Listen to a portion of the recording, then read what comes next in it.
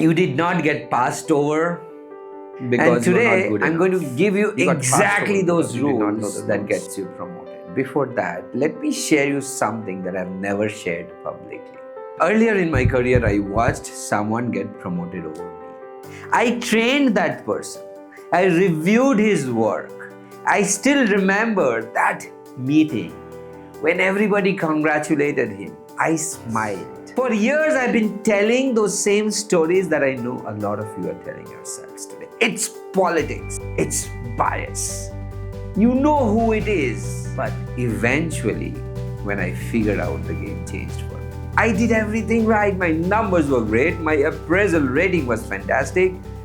My feedback was great, but I still didn't get the promotion. Eventually, I figured out it's way beyond what I thought it was.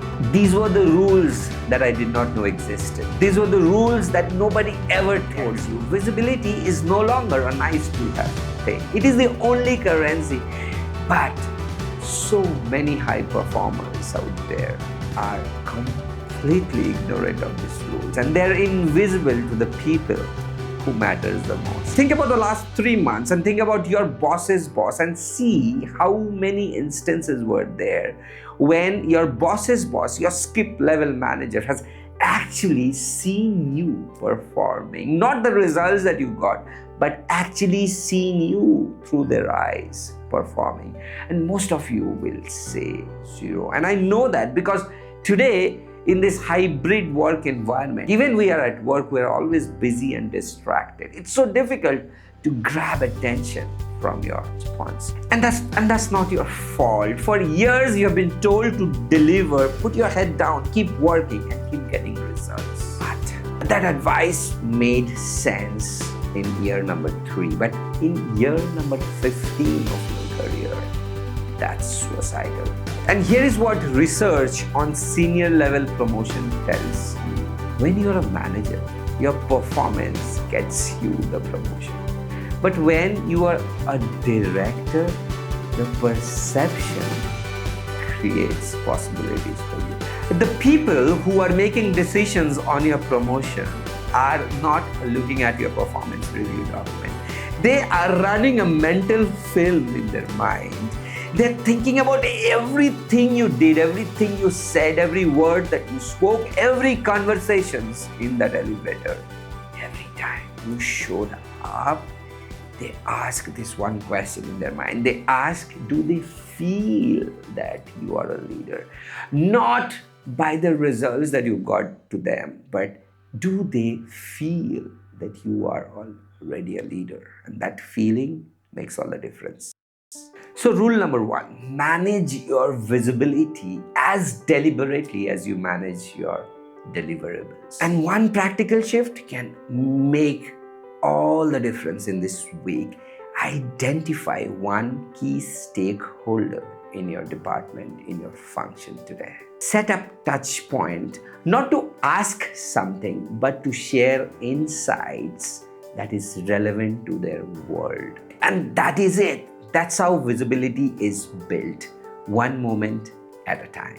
Let's talk about a client of mine. Let's call her Priya. Priya was in the same role for 6 years. 6 years in the same role, doing the same thing. Her team loved her. Her performance was fantastic, but she was passed over twice for a promotion. The first time she was passed over, she thought that's how it is. But the second time this happened, she came to me. And I remember in the very first session, I asked her, as you and I are talking about your career, who do you think is batting on behalf of you for your crew?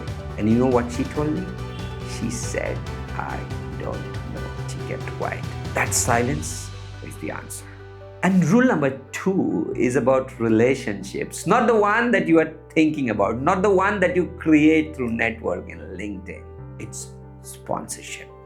A sponsor is different from a mentor. A mentor gives you advice. A sponsor uses their political influence and opens doors for you. They keep talking about you even when you are not in the room.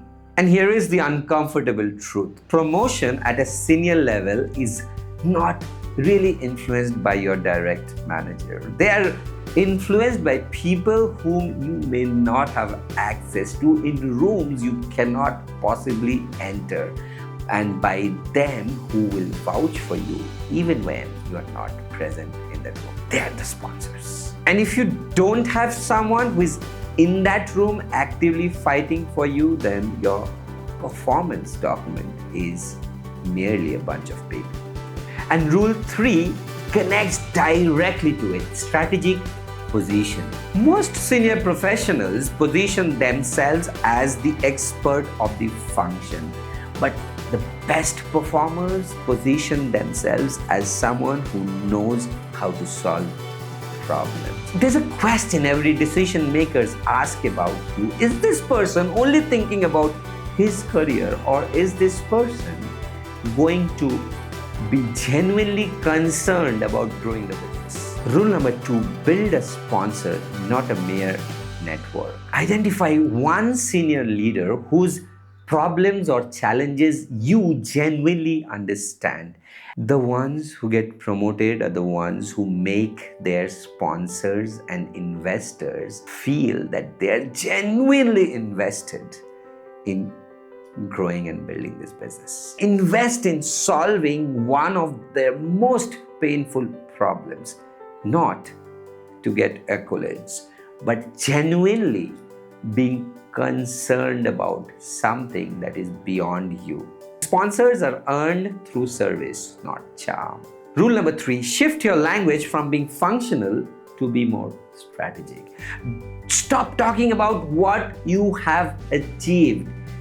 Start talking about what changed because of what you have achieved. And that shift makes a leader see a leader in you. The next 2 rules are going to make a lot of you uncomfortable. These are not about fixing something external, but these are something about fixing something within. That's where lasting change happens. Rule number 4: senior leaders are not promoted for what they know. They're promoted for how they make others feel. Executive presence, and I know that's the most overused term, essentially is when you leave the room, what do they feel?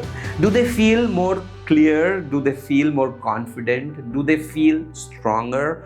Or are they more confused? Are they drained? Are they exhausted? That difference says it all. The professionals who consistently rise does so by making others feel that they are capable. Not by showing some kind of power or influence, but by being more curious. They listen actively and they ask intelligent questions that brings the best out of their team members. You cannot fake this, but you can develop this. And you start by asking one single question: how do I want this individual to feel after this conversation is over? That's all. That changes the game for you. Rule number 5 is something almost no one talks about because they find it overtly simple. The professionals who break through invisible ceilings are the ones who makes their decision makers feel safe. Safe means I trust this person's judgment even when I'm not watching. Safe means I can vouch for his career and I never regret. Think about the last crisis at your organization. Who created clarity from confusion? Who remained calm when it is extremely chaotic outside? Who made sure that everything feels under control, even though the stakes were high? That person gets noticed, even if they're not loud. Here is what I want to leave with you today. And this is the zero advice part. Because I'll not tell you what to do. I'll ask you for something instead. Let's pause for a moment. Out of these 5 rules: visibility, sponsorship, executive presence, trust, and strategic positioning, which one felt like a gap in your career today? Not the one in which you were interested in, but the one which felt a little heavier in your chest as I explained it. That's the answer. Because that feeling, that discomfort, that is the answer. That's where the work is. And should you want to discover that in detail, Click on this link below and book a 45 minutes discovery call. No pressure, no pitch, just intelligent questions so that you understand who are you at the core and what is keeping you stuck. Follow me for more. I'll see you in my next video.